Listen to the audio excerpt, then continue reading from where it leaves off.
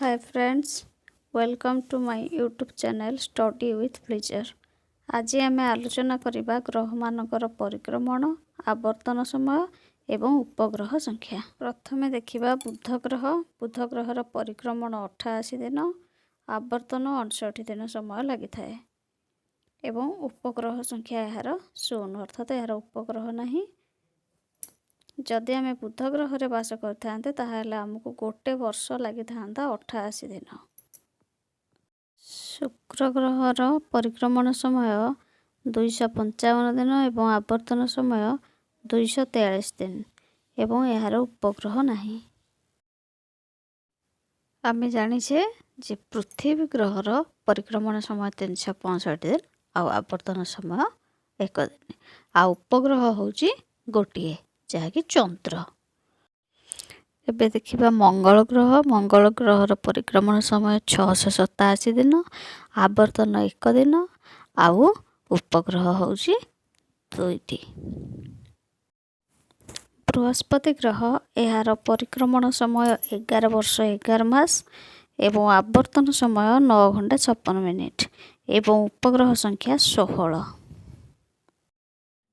शनि ग्रह यार परिक्रमण समय 29 वर्ष 5 मास आवर्तन समय 10 घंटा 40 मिनिट एवं उपग्रह संख्या 30 रु अधिक। यूरेनस ग्रहर परिक्रमण समय 84 वर्ष आवर्तन समय 17 घंटा 14 मिनिट एवं उपग्रह संख्या प्राय 17टी।